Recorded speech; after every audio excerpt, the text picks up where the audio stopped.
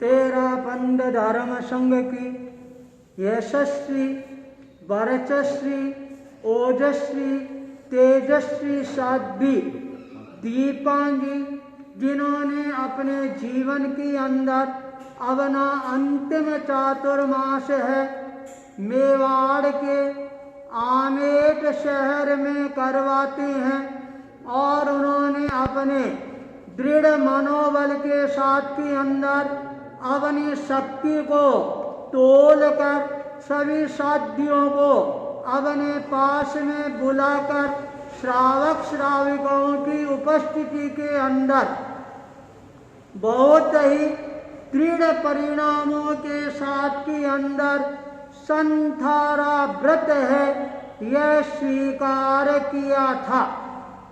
साध्वी दीपांगी का जीवन जो एक सब के लिए प्रेरणा का महान स्रोत बन गया था। साध्वी दीपांगी का जन्म है वह मेवाड़ में छोटे से गांव देवगढ़ एरिया के अंदर ताल गांव में होता है। ताल गांव भीम के पास के अंदर है और साध्वी दीपांगी ने 1872 के अंदर दीक्षा है यह स्वीकार की थी। उससे पूर्व उनके एक भाई जिनका नाम था मुनि माणक चंद जी, उन्होंने भी तेरापंथ धर्म संघ के अंदर दीक्षा स्वीकार करके एक नए इतिहास का सृजन किया था। 1885 के अंदर उनकी दीक्षा है वह दीक्षा परिसंपन्न होती है। मुनि माणक चंद जी जिनकी प्रकृति है बड़ी ही भद्र और नीतिमान प्रकृति थी, इसलिए संयम पद पर आगे बढ़ने के लिए उनके जीवन के अंदर कोई प्रकार की कठिनाइयां पैदा नहीं होती थी। जयाचार्य के समय के अंदर मुनि माणक चंद जी है ये अगवानी बनकर भी विचरण करना प्रारंभ कर दिया था। जब मुनि माणक चंद जी जयाचार्य की चरणों में पहुंचते हैं और उन्होंने निवेदन किया मैं आपकी सेवा में विशेष रूप से लाभ लेना चाहता हूँ, फिर आप धर्म प्रचार के लिए मुझे अलग भेजते हैं तो मैं सहर्ष जाने के लिए भी तैयार हूँ। जयाचार्य ने उनकी सेवा निष्ठा सहज प्रकृति को ध्यान में रखकर अगवानी पद पर प्रतिष्ठित करके 2 संतों के साथ के अंदर उनका विचरण करना प्रारंभ करवा दिया था। मुनि माणक चंद जी का इतिहास है वो भी अपने आप के अंदर बहुत ही प्रभावशाली इतिहास के रूप के अंदर उभा कर सामने आता है। उन्होंने अपने जीवन के अंदर सेवा का भी एक महान आदर्श उपस्थित किया था। जब मुनि रतन जी 1917 के शेष काल के अंदर आदि व्याधि उपाधि से ग्रस्त हो जाते हैं तब उन्होंने सेवा का एक महान उदाहरण है वो हमारे सामने प्रस्तुत किया था, जो आज भी हमारे को सेवा के क्षेत्र में आगे बढ़ने के लिए प्रेरणा प्रदान करता रहता है। मुनि माणक चंद जी का जीवन एक जाज्वल्यमान तपस्वी पुरुष के रूप में भी उभर कर सामने आते हैं और उन्होंने अपने जीवन के अंदर जो तपस्या का एक महान आदर्श उपस्थित किया था वह आज भी तपस्या के क्षेत्र में आगे बढ़ने वाले हर साधक को एक नई प्रेरणा और चेतना का संचार करने वाला बन जाता है। उन्होंने अपने संयमी जीवन के अंदर जो एक महान तपस्या का आदर्श उपस्थित किया, उस आदर्श को यदि एक बार कोई पढ़ ले, एक बार कोई सुन ले और एक बार कोई समझने का प्रयास कर दे तो वह इतिहास हमारे जीवन के रोंगटे हैं वो खड़े करने वाले बन जाते हैं। जब हम इतिहास की ओर अपनी नजर को घुमाकर देखना प्रारंभ करते हैं तो यूं लगता है ताल का मांडोत परिवार, इस परिवार के अंदर जन्म लेने वाले प्रत्येक व्यक्ति को इस परिवार के द्वारा मानो कोई तपस्या की एक जन्म घूंटी है वो ही प्रदान की गई हो। वो स्वयं तपस्वी बनते हैं और उनके पास में रहने वाले सभी को वो एक तरह से तपस्वी के रूप में प्रकट करने के अंदर भी अपनी तरफ से अपनी शक्ति का नियोजन करना प्रारंभ कर देते हैं। साध्वी दीपांजी ने अपने जीवन के अंदर अनेकों साध्वियों को एक साथ के अंदर 6 मासी तपस्या का प्रत्याख्यान करवाकर 4 तप का प्रत्याख्यान करवाकर और नए इतिहास का सृजन किया था। तो उनके ही भाई मुनि माणकचंद जी ने भी तपस्या के क्षेत्र के अंदर अपने कदमों को गतिशील बनाने के अंदर कोई प्रकार की कमी नहीं रखी है। उन्होंने अपने जीवन में जो छोटी बड़ी तपस्याएं सानंद संपन्न की है उनका तो लेखा जोखा मिलाना है वह भी बड़ा असाध्य बनता जा रहा है। पर उन्होंने अपने जीवन के अंदर जो बड़ी बड़ी तपस्याओं का सूत्रपात किया वो तपस्याएं हमारे जीवन के अंदर सबसे ज्यादा प्रेरणा प्रदान करने वाली बन जाती है।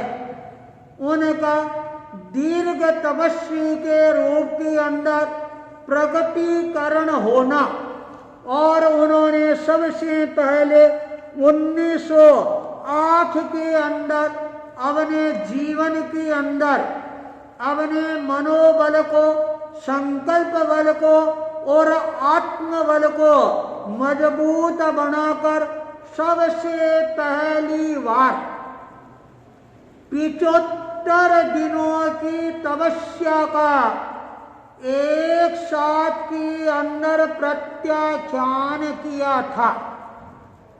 75 दिन की तपस्या करना ये अपने आप के अंदर कम बात नहीं है। 2.5 महीनों तक भूखे रहना और साथ के अंदर स्वाध्याय है, ध्यान है, जप है, मौन है, इनकी भी साधना को गतिशील बनाए रखना ये उनकी तपस्या को और ज्यादा प्रभावशाली ढंग से प्रस्तुत करने वाली बनती जा रही थी।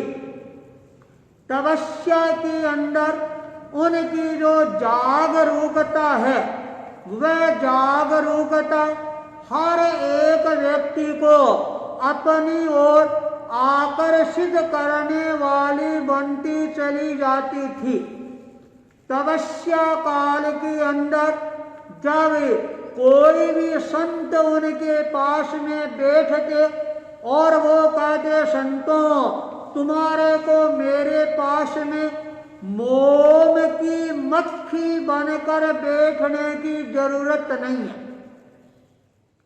मेरे पास में बैठो, या तो मेरे को आगम का स्वाध्याय कराओ या मेरे को तपस्या के गीत है वो गीत सुनाओ, तभी तुम्हारा मेरे पास के अंदर बैठे रहना है ये अपने आप के अंदर सार्थक बनेगा। श्रावक श्राविकाएं जब तपस्या में आसपास के गांवों से दर्शन करने के लिए आते, तत्काल मुनि माणकचंद जी कहते, श्रावक श्राविकाओं तुम दर्शन करने के लिए आए हो, सेवा करने के लिए आए हो और यहाँ आकर केवल हाजिरी लगाना है, यही सेवा और दर्शन नहीं है। यहाँ पर आकर तुम मेरी तपस्या के अंदर तब सहयोगी बनोगे जब तुम नमस्कार महामंत्र का सामूहिक रूप से जाप करोगे, अनुष्ठान करोगे और पूरे वातावरण को जपमय बनाने का प्रयास करोगे, तब मेरी तपस्या है वह और ज्यादा सार्थक और सफलता लिए हुए आगे बढ़ेगी। मुनि माणकचंद जी की ये प्रेरणा सभी लोगों को एक तरह से सजग करने वाली प्रेरणा बन जाती है। 75 दिनों की लंबी तपस्या और बिना मतलब शयन करना नहीं, 24 घंटा जागरूकता के साथ में तपस्या को आगे बढ़ाना, ये उनके जीवन का एक सबसे बड़ा सबल और सार्थक पक्ष है, ये उभर कर सामने आता है। 75 दिनों की तपस्या में उनको तपस्या में एक नया रसास्वादन आना प्रारंभ हो जाता है और एक बार किसी व्यक्ति को किसी काम के अंदर रस आना प्रारंभ हो जाता है, फिर वह व्यक्ति भूल चूक कर भी उस काम को छोड़ने का नाम नहीं लेता है। तो मुनि माणकचंद जी को भी तपस्या के अंदर रस आ गया था।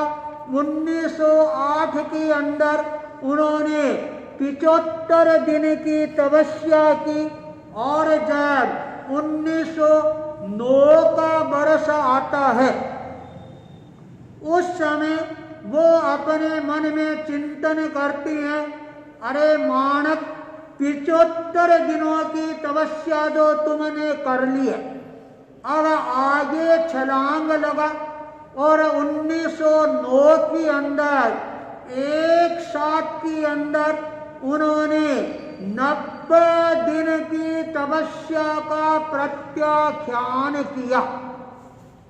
3 महीने की लंबी तपस्या करना ये कोई हंसी मजाक का काम नहीं है, पर जिनको तपस्या में रस आ जाता है उनके लिए तो यह एक दाई चिटली घुमाने का काम बन जाता है। 90 दिनों की तपस्या उनके जीवन को और ज्यादा निखारने वाली बन जाती है। देखते देखते 90 दिनों की तपस्या है वह भी सानंद संपन्न हो जाती है। 1910 का वर्ष आता है। फिर अंतःकरण के अंदर एक भावना और जगती है, अरे मानव 90 दिन की तपस्या तो तुमने कर ली, पर अभी तक तेरे मन को संतुष्टि प्राप्त नहीं हो रही है। इस बार एक बार तेरे को पुनः 90 दिन की तपस्या और स्वीकार करनी चाहिए।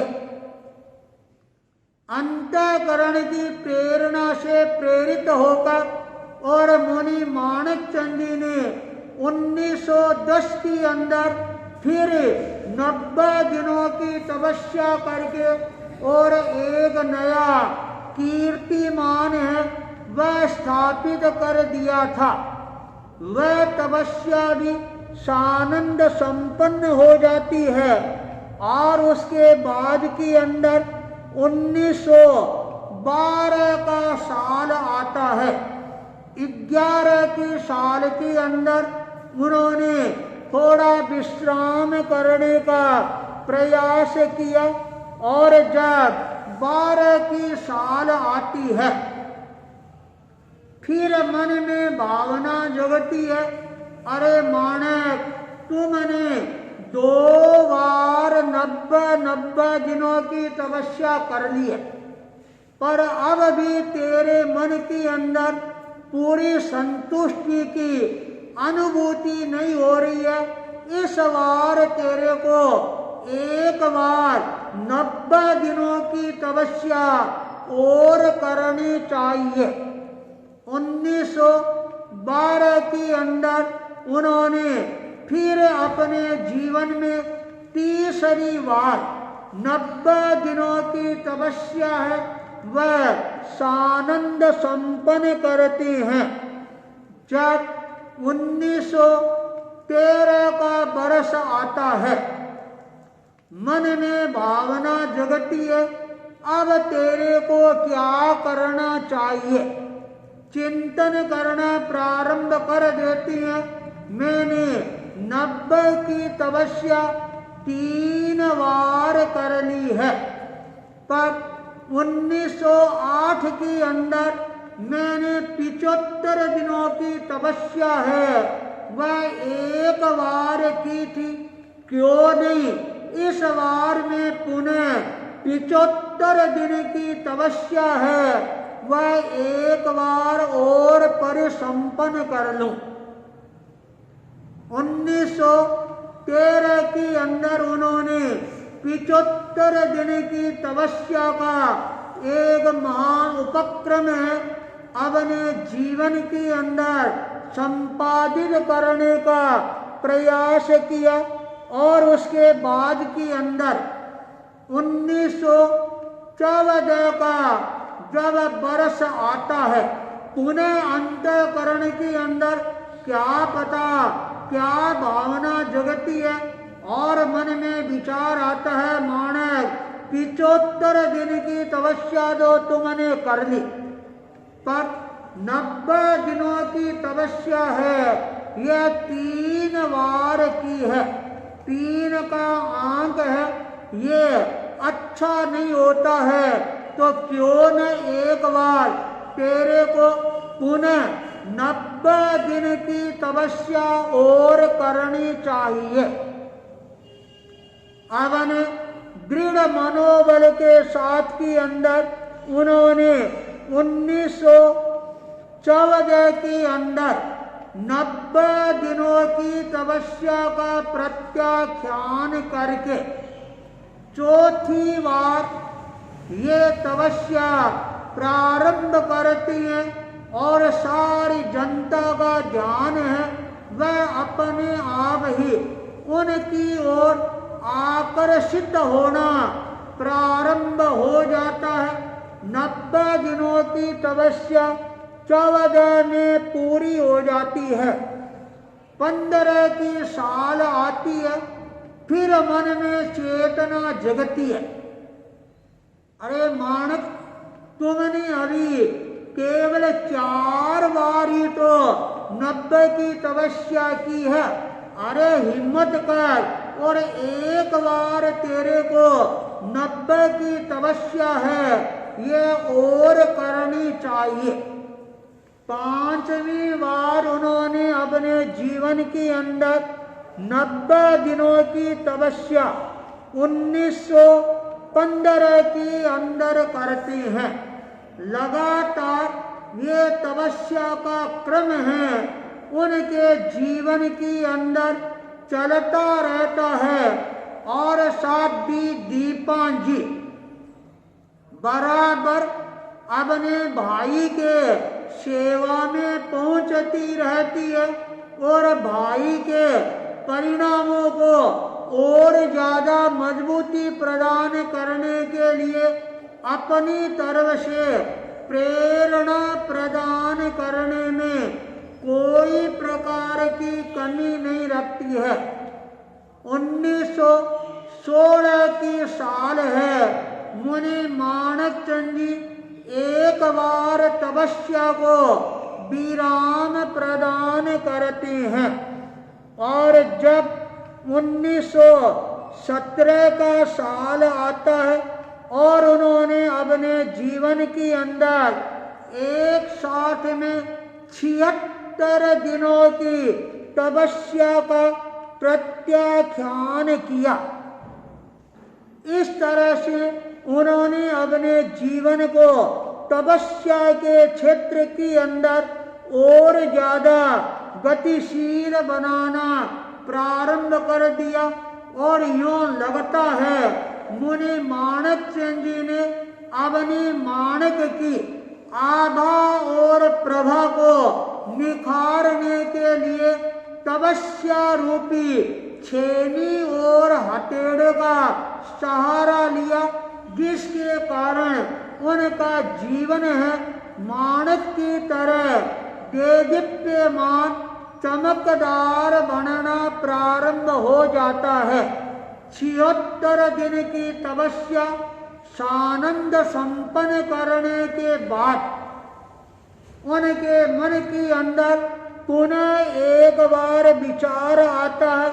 18 की साल वो तपस्या को विश्राम देती हैं और 1919 की जब साल आती है तब उन्होंने अपने संकल्प बल को और ज्यादा मजबूत बनाते हुए 75 दिन की तपस्या का फिर एक साथ में प्रत्याख्यान करते हैं। उन्होंने अपने जीवन के अंदर यूं लगता है तपस्या की एक नई बहार है, वह बहानी प्रारंभ कर दी है।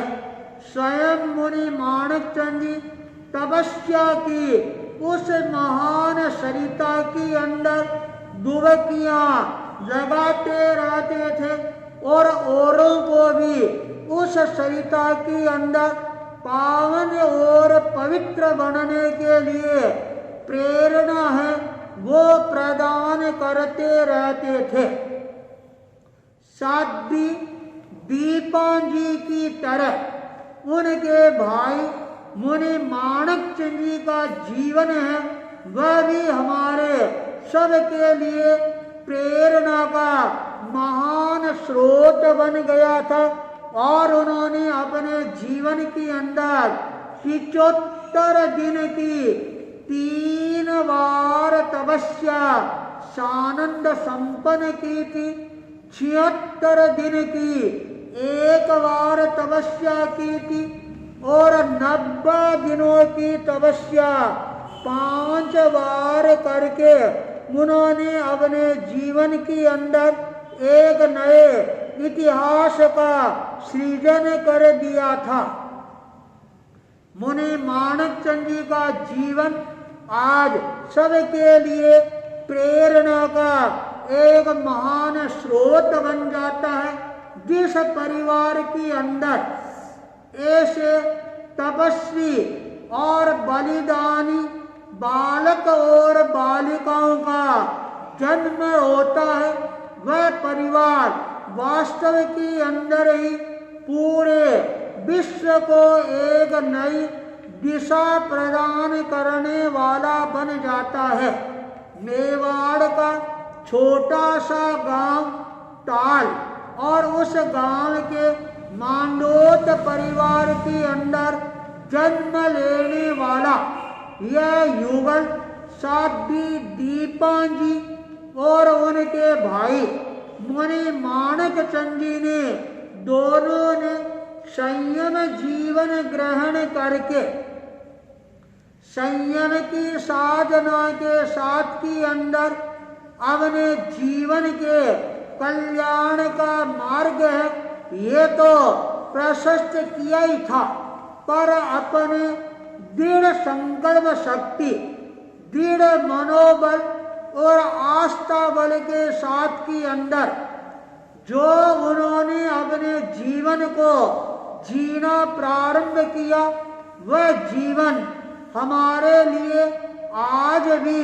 उतना ही ज्यादा महत्वपूर्ण बनता जा रहा है।